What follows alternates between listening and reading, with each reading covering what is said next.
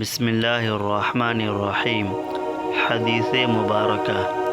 آپ صلی اللہ علیہ وسلم فرماتے تھے کہ اللہ علم کو اس طرح نہیں اٹھا لے گا کہ اس کو بندوں سے چھین لے، بلکہ وہ پختہ کار علماء کو موت دے کر علم کو اٹھائے گا، حتیٰ کہ جب کوئی عالم باقی نہیں رہے گا تو لوگ جاہلوں کو سردار بنا لیں گے، ان سے سوالات کیے جائیں گے اور وہ بغیر علم کے جواب دیں گے، اس لیے خود بھی گمراہ ہوں گے اور لوگوں کو بھی گمراہ کریں گے۔ فرعون نے کہا، ہم سے عباس نے بیان کیا، کہا ہم سے قتیبہ نے، کہا ہم سے جریر نے، انہوں نے ہشام سے مانند اس حدیث کے۔ یہ حدیث نمبر 100 ہے۔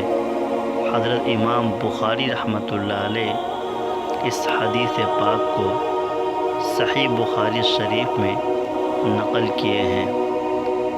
اللہ کے نبی صلی اللہ علیہ وسلم علم اور علماء کے بارے میں بتا رہے ہیں کہ اللہ تبارک و تعالی قرب قیامت میں علم کو اٹھا لیں گے۔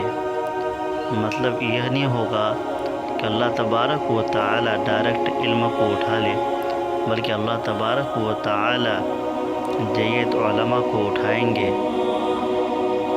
جب علماء دنیا میں نہیں رہیں گے تو جتنے بھی جہالہ حضرات ہوں گے وہ جاہلوں کو سوالات کریں گے، ان سے علم کے بارے میں پوچھیں گے، مسئلہ و مسائل پوچھیں گے، لیکن جہالہ کو خود معلوم نہیں ہوگا تو اپنے وہ نااہلی کی وجہ سے جو منصوب بتائیں گے کہ پوری دنیا میں گمراہی پھیل جائے گا، جہالت پھیل جائے گا، اللہ تبارک و تعالی قیامت قائم کر دیں گے۔